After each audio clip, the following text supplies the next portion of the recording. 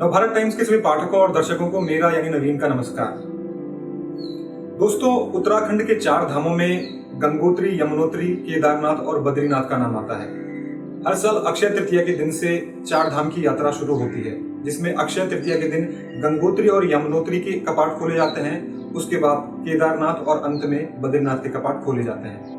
इस बार भी ऐसा ही होने जा रहा है। 14 मई को अक्षय तृतीया के दिन गंगोत्री और यमुनोत्री के कपाट खुलेंगे। इसके बाद 17 मई को केदारनाथ और 18 मई को बद्रीनाथ के कपाट खुलेंगे। हालांकि कोरोना संकट की वजह से इस साल इस अवसर पर केवल रावल मंदिर के सेवादार और कार्यकर्ता ही शामिल हो पाएंगे।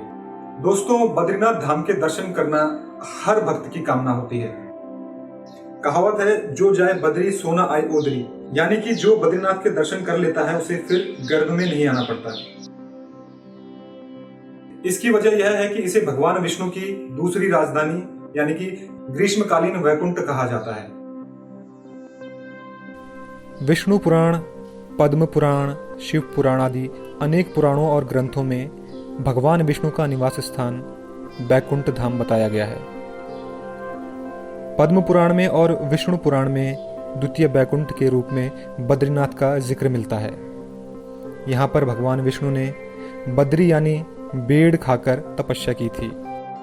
देवी लक्ष्मी ने यहाँ बद्री यानी बेड़ का रूप धारण किया था, इसलिए इस स्थान को परम धाम माना गया है।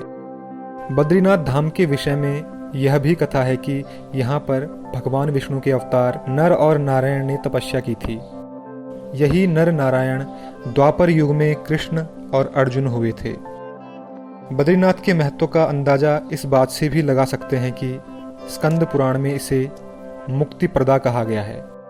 स्कंद पुराण के एक श्लोक में इस जगह के बारे में कहा गया है, बहुनि संति तीर्थानि दिव्य भूमि रसातले, बद्री सदृश्य तीर्थ न भूतो न भविष्यति। यानी पृथ्वी पर कई तीर्थ हैं, लेकिन बद्रीनाथ जैसा अन्य कोई तीर्थ नहीं है। महाभारत के श्लोक में बताया गया है कि अन्यत्र मरणा मुक्ति स्वधर्म विधि पूर्वकात बद्री दर्शना देव मुक्ति पुंसाम करे स्थिता।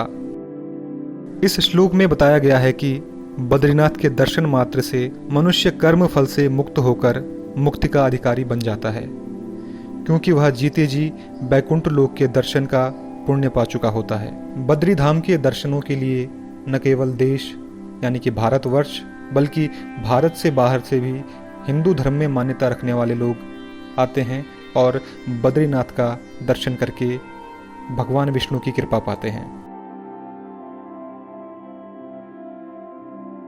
तो दोस्तों, ईश्वर से प्रार्थना है कि जल्द ही कोरोना संकट दूर हो और भक्तों को बद्रीनाथ के दर्शन करने का मौका मिले। तब तक आप स्वस्थ रहें और सुरक्षित रहें। उम्मीद करता हूं आपको हमारे द्वारा दी गई यह जानकारी पसंद आई होगी।